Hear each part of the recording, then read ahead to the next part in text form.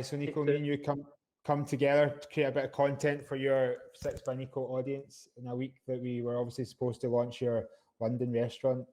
Yeah. We're now spending our time speaking to each other via video calls. Yeah. And obviously we've been used to working creatively on some projects. So we're just looking at ideas to kind of keep the content moving, keep the social community getting access to stuff. And this is just an idea that we kind of had for a long time to do. And now we've got time to do it. Yeah, exactly. So just the purpose of this pretty much from me and your point of view is just to get a bit of value from the business and the marketing point of view.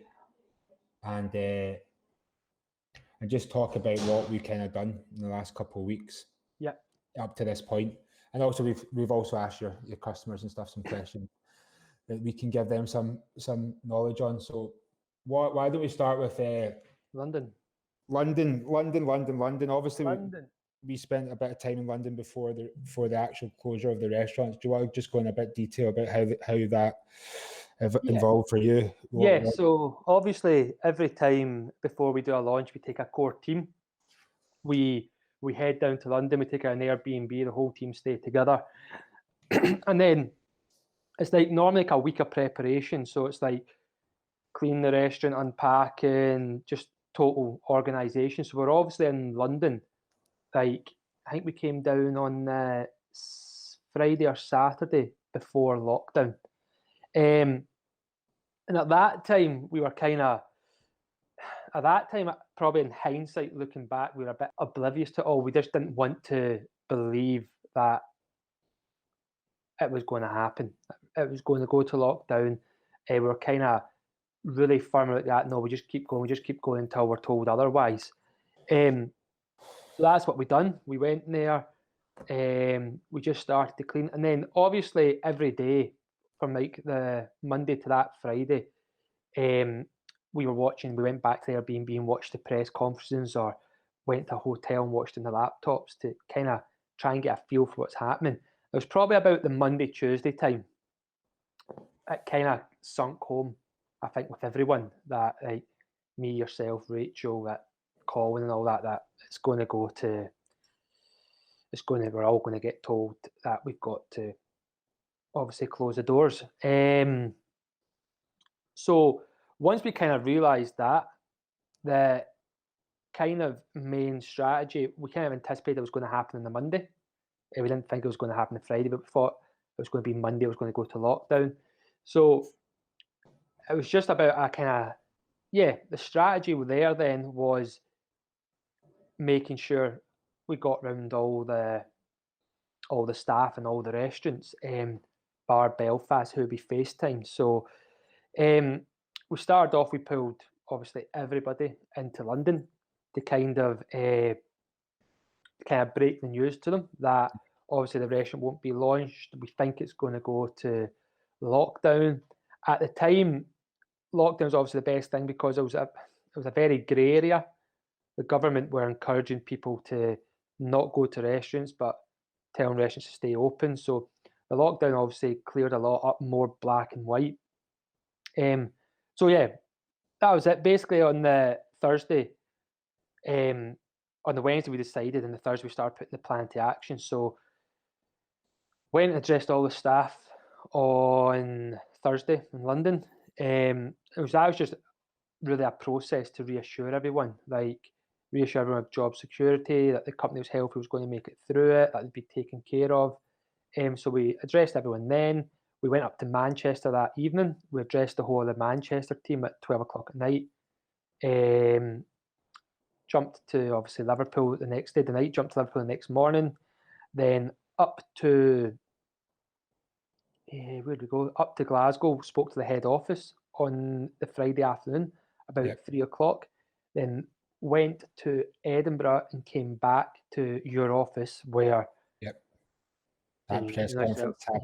you and Rachel were sitting in the BLK office, and obviously told that you've seen an announcement saying that restaurants were to close that night.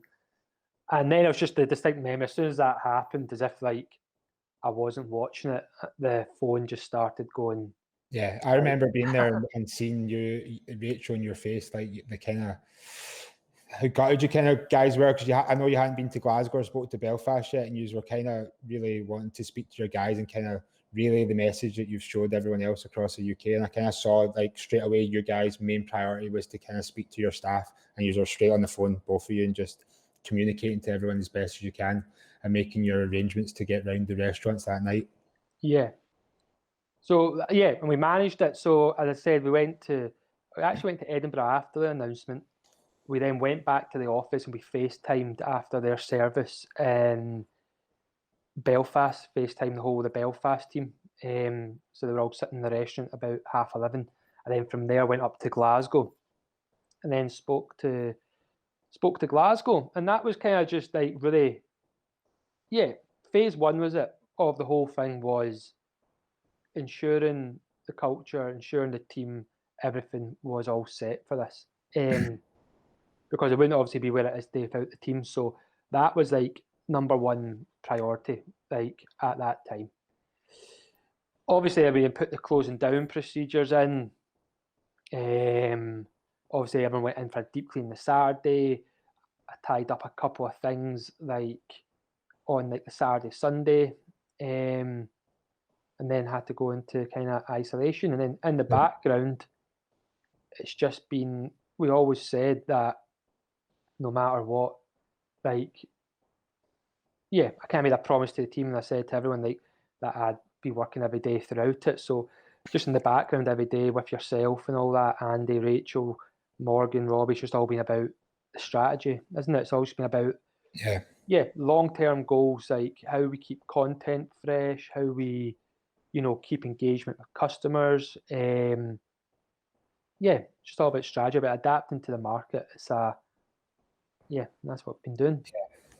I guess we were in the fortunate position because we were obviously in a consistent content formula that we were kind of doing week to week. So everyone kind of was used to kind of doing that same sort of process. So kind of adding things in, it's quite lucky for us to be able to do that in a kind of seamless way. Yeah, no, definitely. And like as well, the team, like every day it's messages, you need me to do anything, can I do anything? So everybody's coming together. Everyone wants to help. And yeah, this is what the game is just now. For me, it's just important not to be just, sitting doing nothing. It's just keeping the mind thinking, getting creative, whether it's thinking of ideas for themes, exploring the Nico at home. Obviously, customer engagement is the massive thing. And that's it. It's just all strategy. It's just all strategy. It's not stopping. It's not the world's sleeping. You want to keep on. In terms of that, obviously, I think now it's been 2 weeks since that day, since the lockdown was actioned, and kind of like from there to now, what do you think you've done productively? What have your team been working on in terms of, obviously you spoke about engaging with customers. I think first and foremost, as we know, 6 by Nico was booked up way in advance, so we had a lot of people that had either waited to book for a specific occasion or was in the diary for months. So I think it was super important to speak to them and let them know that when things go back to normal, that they'll be first in line to kind of get that experience back or get that opportunity via you and your kind of core team. Yeah, so strategy is all like again, then breaking it down, our next phase that we had to go was all about the customer. So obviously London was a big one. I think we were sitting at about, we still had just 2 weeks to go till we had open up launch. So we had 2 weeks still of growth, and I think we were sitting at about 5,000. Is it 5,000, over 5,000 bookings in the system? Yeah. So we were sitting really good, like, and looking forward to London. Obviously, the marketing, press, PR, everything was working. Everything was building momentum. And you know yourself, it's these things like that. That's kind of one of the ones that you just got to take in the chin. Like financially, the investment that we put in, like we did go. I think we went in the extra mile for London and the production for the videos and all that stuff, and everything was paying off, and like the momentum was gathering. And then obviously Just it's a came to a sudden, halt. a sudden halt. So the first question is obviously as well, it came at there's not a good time for anybody, but for us, it was like we just put out the investment for London, and then obviously the doors are closed. So it was just how we then go and pick up that momentum, or how we get ready to pick up that momentum again. So for me, it was like I wanted to kind of touch base, personally email every customer booked, and what we ended up doing was we ended up where a lot of people are offering support to the restaurants. Like we wanted to reward the London database, so like yeah, I wanted to basically like get in touch with them all personally through email and ask them for their like engage with them, try and get their postal addresses because I wanted to send them all a £20 gift voucher. And that was really for like a thank you for because these people have booked these like people have booked pure and blind trust. Yeah. Right. Through marketing. They've not came in, they've not eaten in the restaurant. It's just like blind trust for the brand. They're obviously excited to see it. They want to try it. So, like, my first thing, like, I knew I wanted to do was to engage with those customers, arrange a process to get this voucher sent out to them, and then obviously having the personal contact and making them assure that when we're ready to open, before we go to announce that Yeah. we're going to open. Yeah. We were going to give ourselves a 3-4 day window to then get back to those customers and offer them the first available bookings.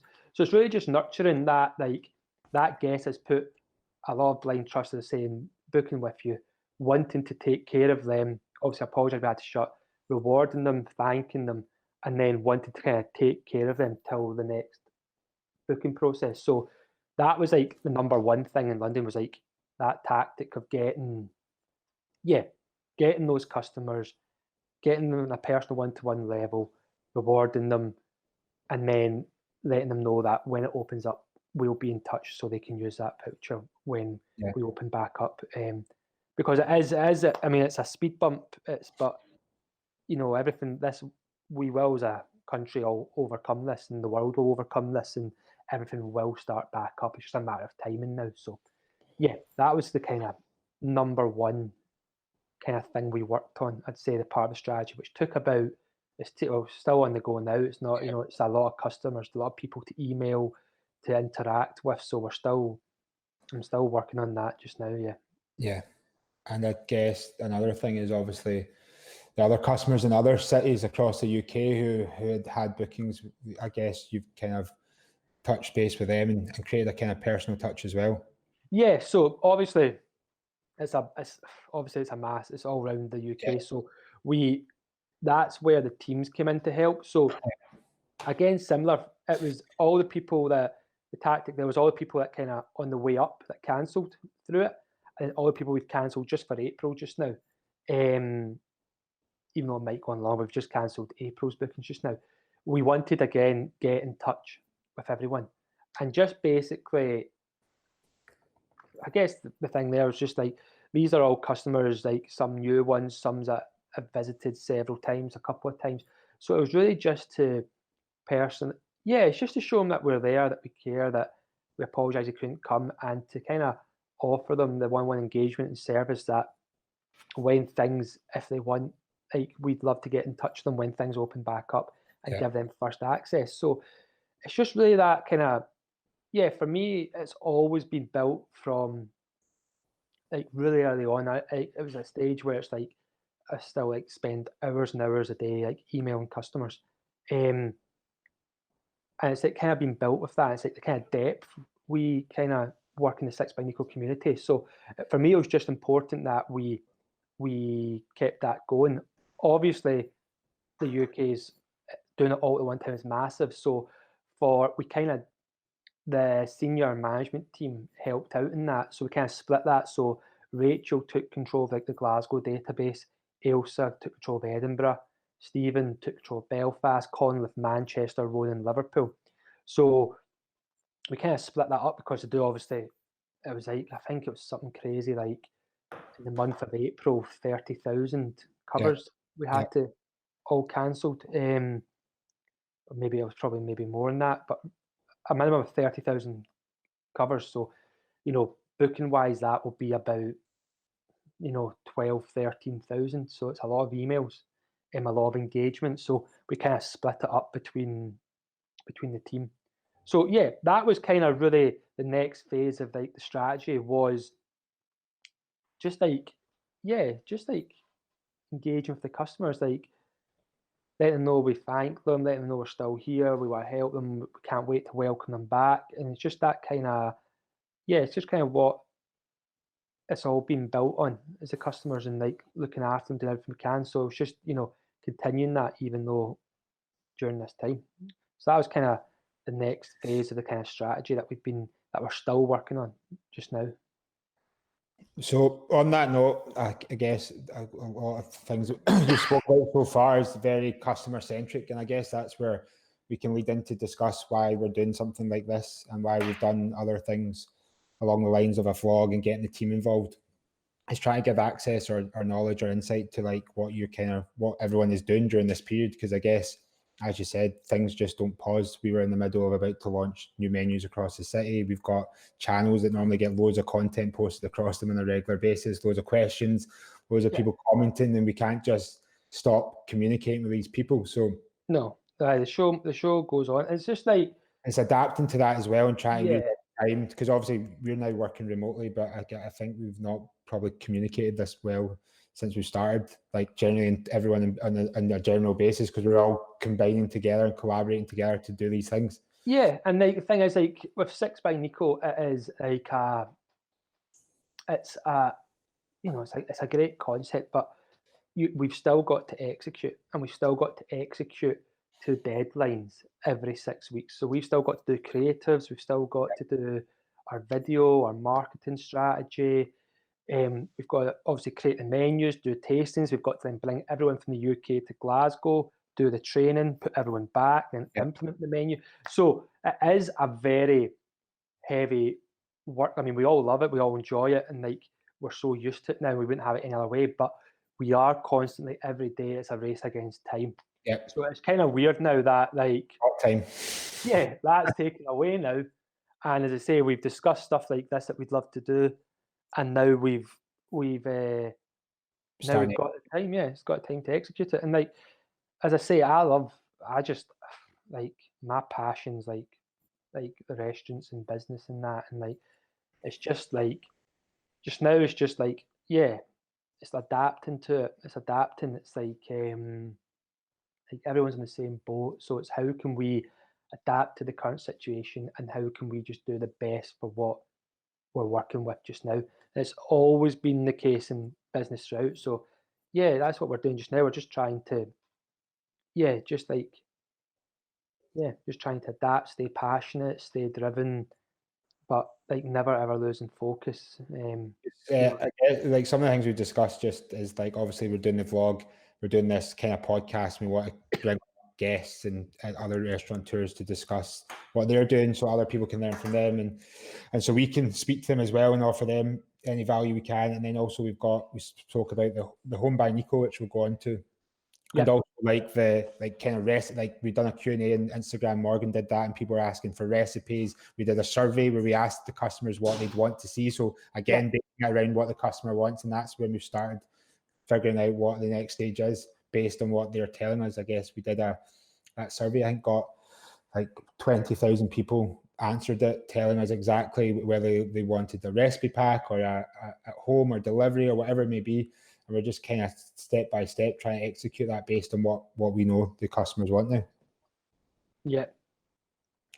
Sorry, I lost you there, Sam. Can you repeat that?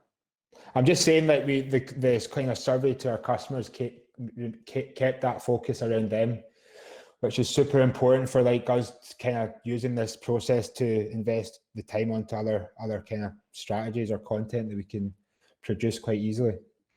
Well, you tell me. Obviously, you like a lot of people won't know it. Obviously, you're the brains behind all the marketing, and obviously like a very, very talented is a strategist, or what's it called? Somebody that's very I've got no title, what? but I've not got a title, but yeah, I know what you No, mean. what's somebody that's very good at strategy? Strategist? Strategist, yeah. So you're obviously a very, very good strategist. So if you like, what would you say, like, all the content is like? What's the importance of it for you? Like, putting out content that's engaging, and then also the level of investment that's needed for the content, because it's all right, you know, just, oh, let's just put out content today. But obviously the key, I'm sure you'd agree, is the consistency. Yeah, It's so like an underlying investment, but it's the consistency throughout time. It's just a build up, which, yeah, I mean, consistency and analyzing it is the number one priority. I think like obviously we were in a kind of wheel and a motion with the kind of what we kind of laid out for launching a new menu every 6 weeks. So it was kind of like, as you said, it was a rat race because it was so intense. Now we've got more time, and I've always had these ideas of how to start doing stuff, and having that community there that's already engaged makes it a lot easier. But at the same time, because we can now ask them what they want to see, and then we can use this time to produce it. And I think that's number one. If you do that, ask people what they want and then produce it for them, you at least know you're creating that bit of content for a specific person, and then it just grows from there. I mean, the comment section is something we invest massively in.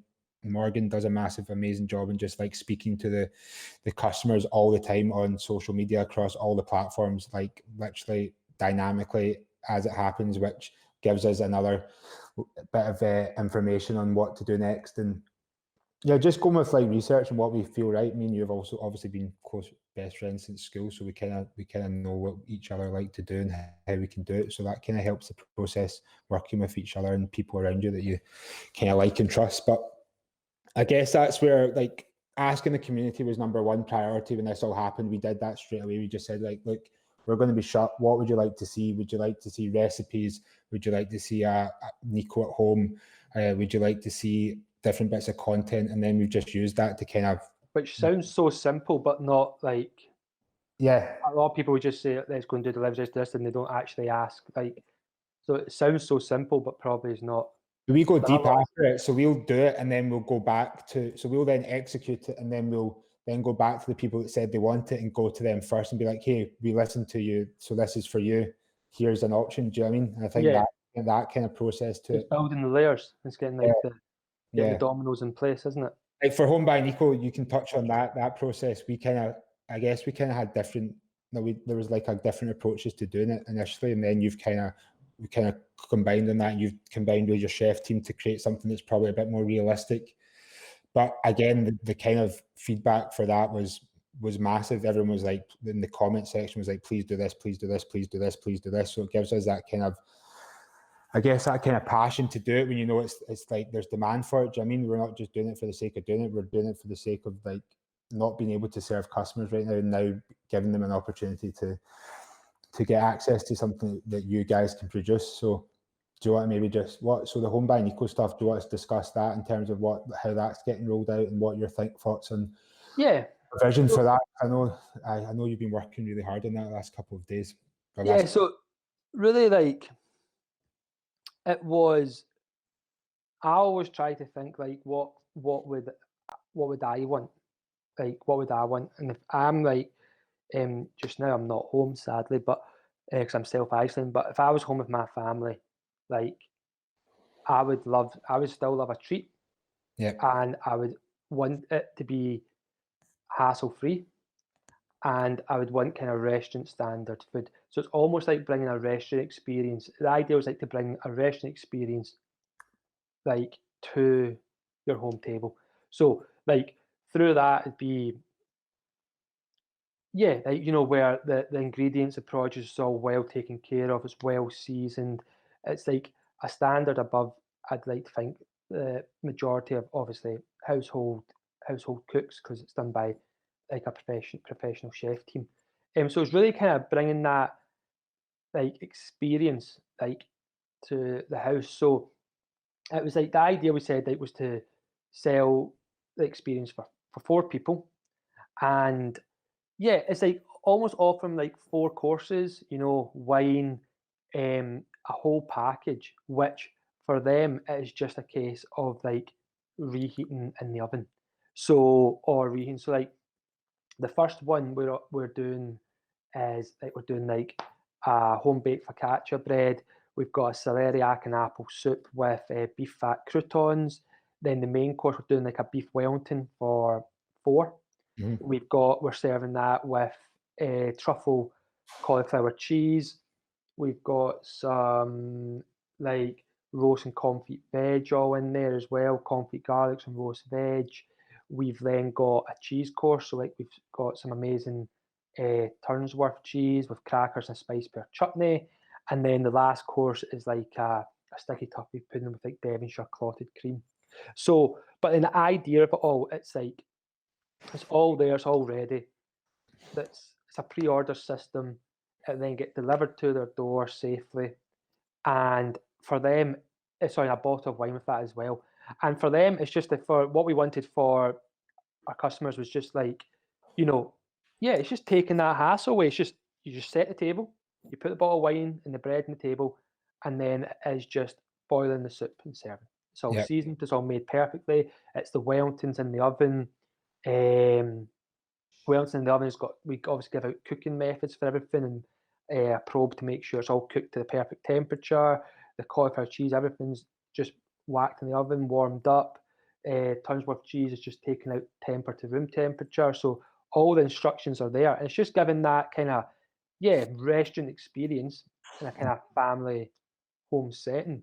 So that's really what we wanted to achieve there. Like we just maxed it at 100 because we 100 orders per Glasgow and Edinburgh. That's the only ones we're doing just now, and that is just purely because firstly it's new, but also we want to just make sure the standard and quality is like kept consistent. We don't want to, be there with several orders that we can't fulfill. So we just want to make sure it's just done like a nice small quantity.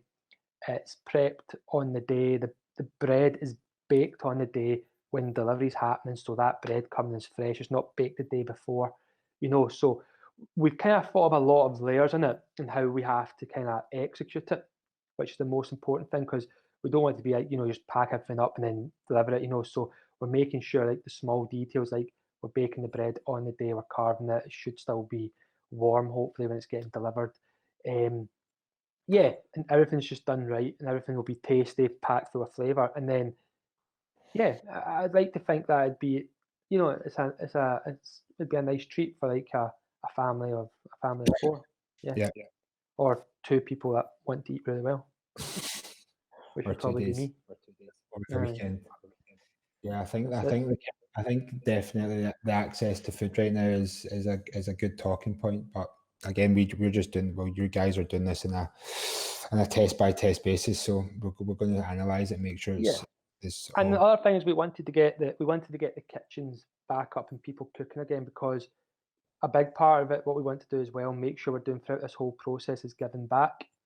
So once we get those kitchens open next week, like we'll have the chefs will go in, and then we're also going to produce like, I think the first week we're producing so many trays of lasagna and given to the hospital and then also local food banks around Glasgow. So it was for us just getting the kitchen back open, using our skills to give back, and then also using our skills to cater for the customers. Like, which I think people still want that. Like, there's nothing better in a restaurant experience like going out for a meal with your family, a meal with your friends, and it's just trying to bring that a wee bit of like that wee elevated experience back to the house. Yeah, I agree, mate. I think it's a cracking idea, and it's also showing good diversification, because it's also like it's obviously something you wouldn't expect at 6 by Nico. So it's like, do you know what I mean? Yeah. No, it's good. So and that's it. And that's where we're up to today. We've obviously got more ideas all in the pipeline, but it's just kind of obviously it's another thing we need to think about alongside all this is when the restaurants do open back up, we've got we've got six to open back up with a bang alongside a new city launch, which will obviously be a lot of work for everyone involved. Yeah, plus Modu. It's Modu's Which is restaurant. a shame. He was like, it went down to lockdown on the Friday.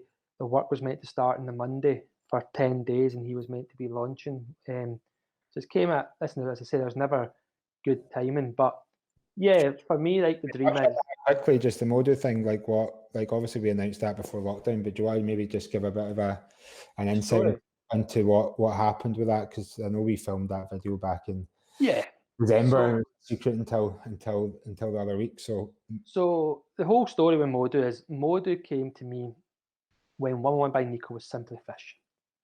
And he came as a kitchen porter. He just applied for the job. He came and started working away. And what I noticed, like, first thing was, like, at that time, I was obviously business really hard for me. I was probably looking back, I was a wee bit depressed. And then I was looking at somebody that, like, kind of genuinely had nothing. Like, he came here with nothing, he had nothing, but you could just tell he appreciated life. Like, and just, you meet people throughout your life and they're just, like, pretty special. And, like, these kind of people, you know, like, how can anybody not like that boy or that girl? And he's genuinely one of them. So he was working away on the dishes, and then one day, but it was very quiet, Simply Fish, and hours were always sporadic. Sometimes you might get like a wee party on a busy Wednesday, you might need them in, sometimes you wouldn't. So his hours might go from 14 hours up to some weeks 30, 25, 22. So he came to me one day, he barely ever spoke to me, and I didn't really understand the whole story of it, and then, or what his history was, and he was like, basically asked me, like, the people in the shelter I'm in would like to see you. Can you come with me? And I was like, yeah, not a problem. So I met him one day in town in Union Street, and we walked towards the shelter. And basically went into this shelter, and long story short, like, it was three ladies were talking away to him about Mo he's doing so well. And basically, long story short, said, you can't give Mo more than 16 hours work because he wouldn't qualify for something, or he wouldn't be able to keep this shelter. And I remember when they said that to me, and I was like, if that's the case, like, how's he ever going to work out of it? So I was like, right, okay, I was just trying to digest it. And the lady said to Mo, why don't you go and show Nico your room? And he said, no, because I could tell he was a wee bit embarrassed. I said, no, go and show me the room. And I went up and I seen his room. And then when I'm walking back through the corridor, like, there's obviously people there from the shelter, and I kind of seen the environment. And at that point, I was just like, I was like, nah, I can't allow this. And I went back into the office and I said, listen, don't worry about Modu. I'm going to give him more hours. I'm going to take him out this shelter and I'll make sure he's okay. And the three ladies jumped up out their seat, and, like, they were actually shouting at me, telling me, like, I can't do this, I shouldn't be doing this, like, he's waited so long, because it was obviously, he didn't get a shelter for about a year, like, he slept rough, then he was in a church, he slept in this church for like 6 months that opened up at a certain time where the homeless slept, and he finally got this shelter. So it was like a kind of process to get here. And I was like, listen, like, don't worry, I'll make sure it's all okay. So I didn't really have a plan at that point. I just said, so at this point I was losing chefs in my restaurant. So I went out and he said, boss, what we going to do? I said to him, like, what's your dream, Mo? Like, how much money would you like to earn one day, for example? And he said to me, oh, if I could earn £10,000 a year, that would be a lot of money. That would be a lot of money. And I was like, right, well, it's time to start dreaming bigger. I'm going to start teaching you how to cook. So I went and I put him in a flat. My brother-in-law at the time was just about to get a flat. He had a spare room, so put Mo in with him. So he obviously had, I put down the deposit for him to start that, and he obviously had to start. I had to start giving him full-time hours because I can't just say here's a £600 a month liability you've got to start paying. And so I had to start giving him hours. So I started to teach him how to cook. So it was but listen, it was genuinely like you had to teach him what a celeriac was. You had to teach him what a celery was, like his English wasn't great. I had to teach him like not just like basic knife skills, but about it was like remember it's like from nothing. And then he just worked, he learned. And then probably the biggest learning curve was like when Valentina went unwell, I kind of just kind of left the restaurant and almost like really because I just didn't care about it. I just wanted to make sure Valentina was okay. So I just kind of left and neglected the restaurant and just left it to Modu. So he kind of got an opportunity to run a restaurant, which he wasn't really ready for. But in hindsight, it was probably one of the biggest learning curves. And then through that, when she was sick, he used to do 6 days for me, open up in the morning, close at night. You know, only day we were shut was a Monday. And we done that. And then, yeah, after what happened with Valentina, as I say, I was ready to kind of get out the restaurant game. And I was like, right, I just want to throw one last roll of dice here.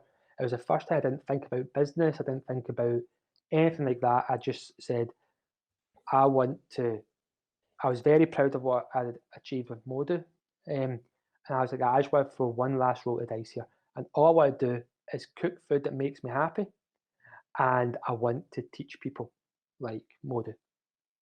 And that was like my only business plan. That's where obviously you came into the story as well, because I remember that conversation. It was like you said to me, why do restaurants not really market their restaurants when clubs build their business on it? Yeah. And I was like, I don't really know. And he said, well, let's try it. So it was just kind of like all the stars aligned.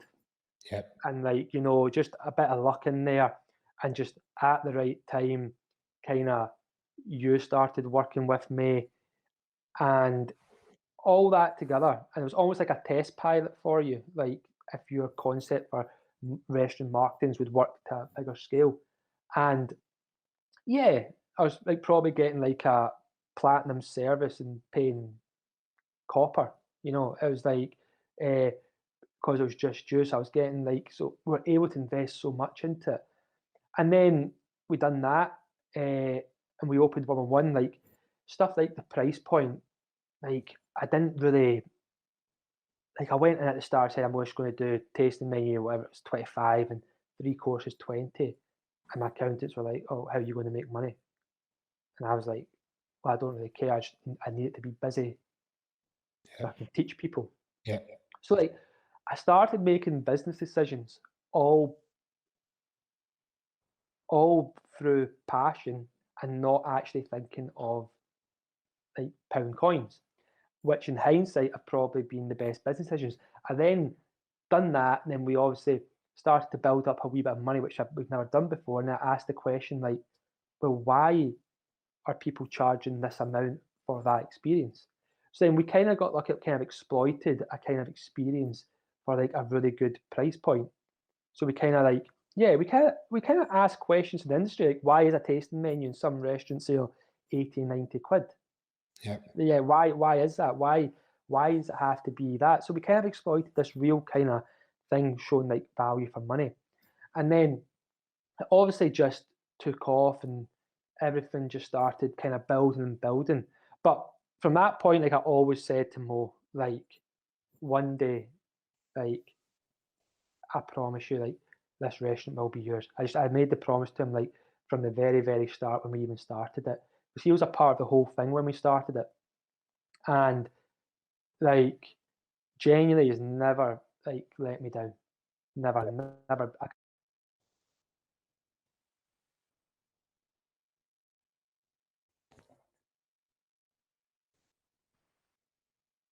In my business for 6 where it was obviously growing. It was getting to a certain level. It was requiring more time. I was in a more kind of fortunate position as well.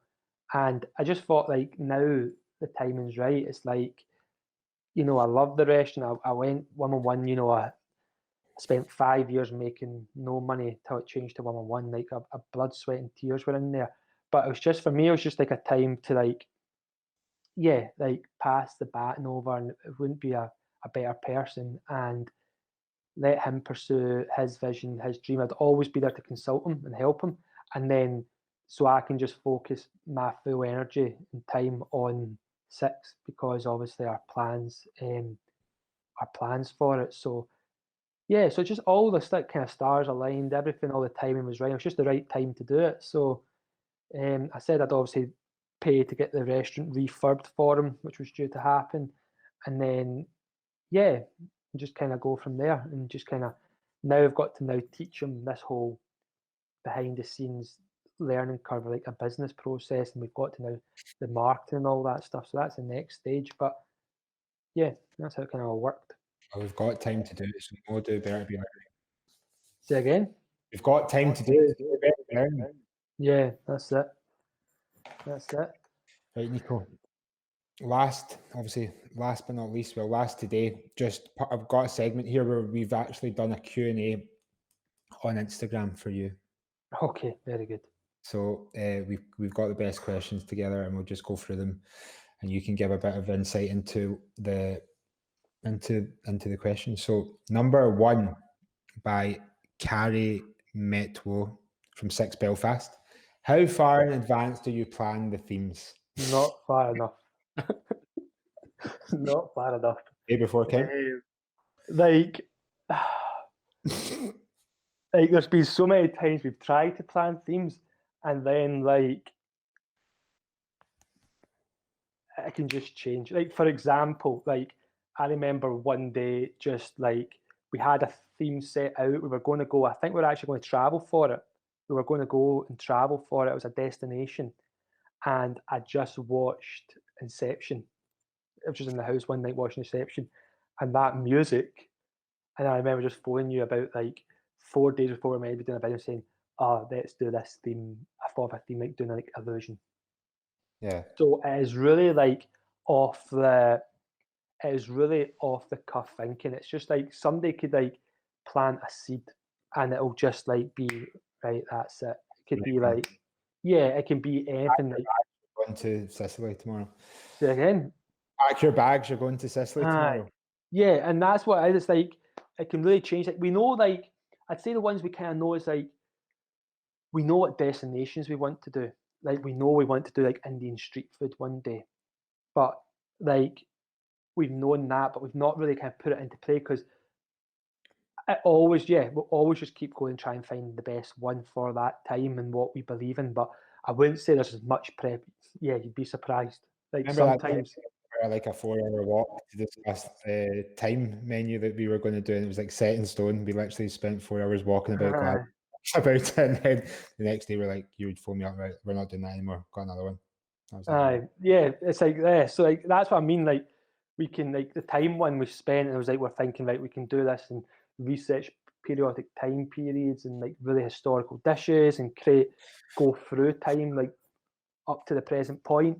But I can't remember what happened at the time. But yeah, that happens a lot. Yeah, it's not as like we don't go and like I know what we're doing the next theme when we open back up. I have no idea what I'm doing after it. No idea. I agree. And it's hard for us as well, but it's so much fun. Right. Question number 2 from the Belfast food blogger from obviously 6 Belfast. Would you ever do a demo of the legendary chips and cheese? The chips.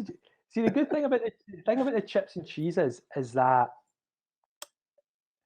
because we launch Chippy, for me, is the best menu. But the reason I think is the best is we launch in every city, and it's just something in my DNA. It's like, it doesn't make any business sense, because I just create more work and more work and more. But we always look at it, like me, Andy, Colin, like the last couple have always sat and looked and seen like, how can we make this better than the last one?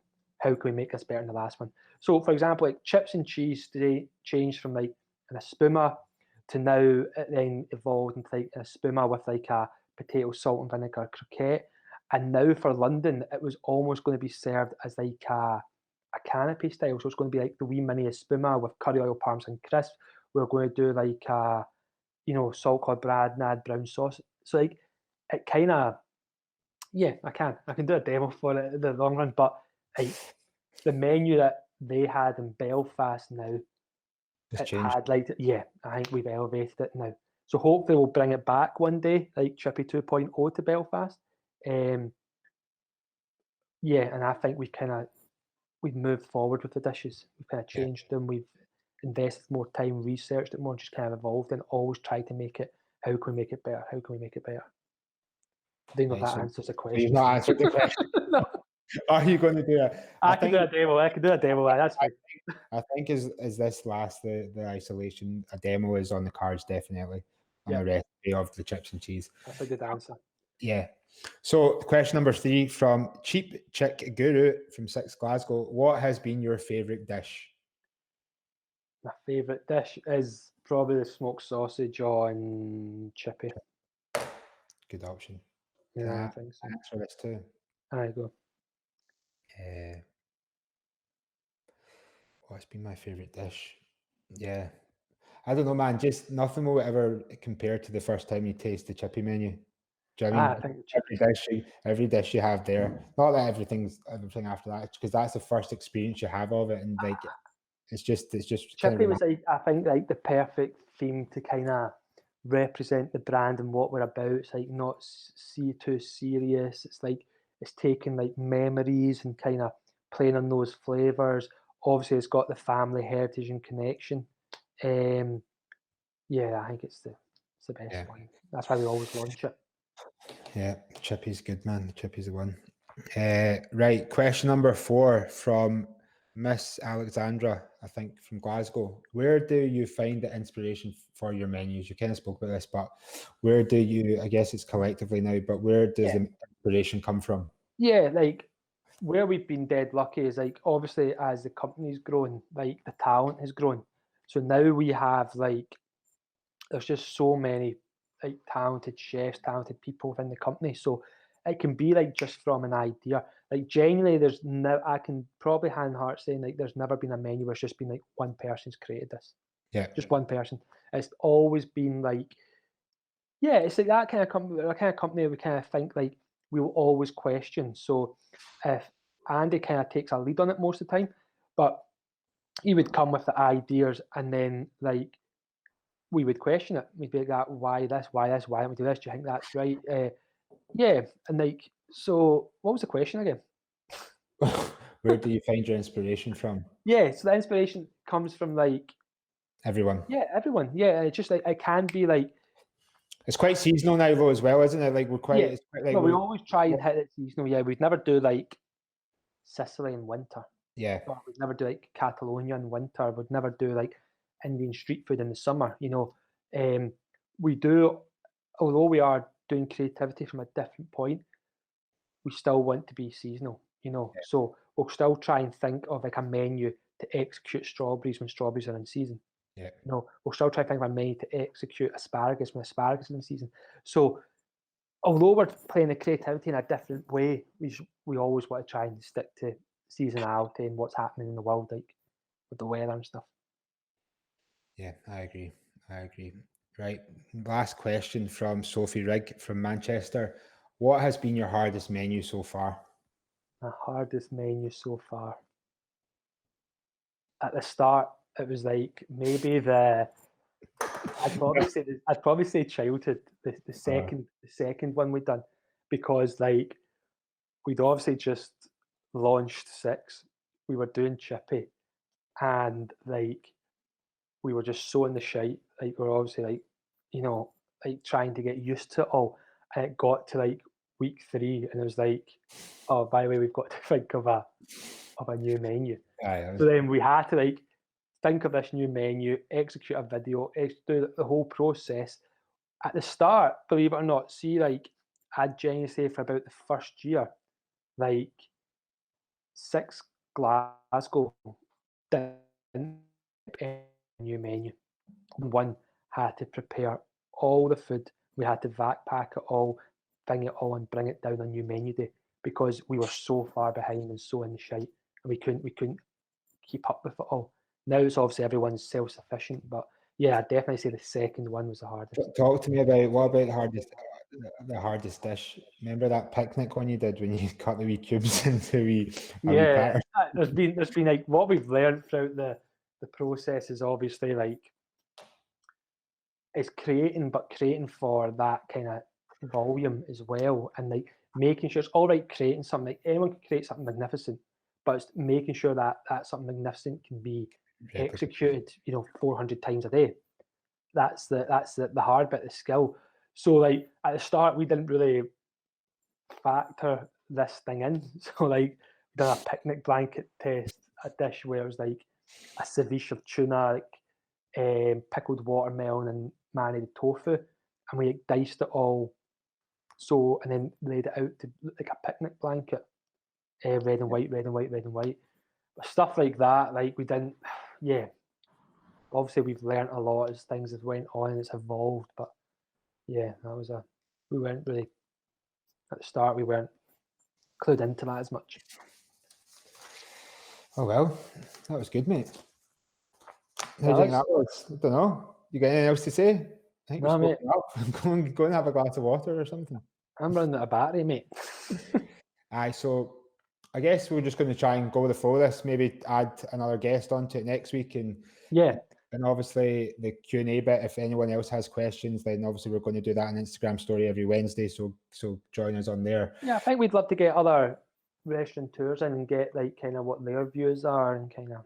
Aye, I guess this is the time for everyone to galvanise together and help create a message and full transparency. There's no point in like what we're doing or don't tell anyone. It's just, that's what it's about. It's about sharing the love, like full transparency, letting the whole audience, letting everyone know kind of what we're up to, and then letting them make their own decisions and what their kind of plans are. But it'd be interesting to see what.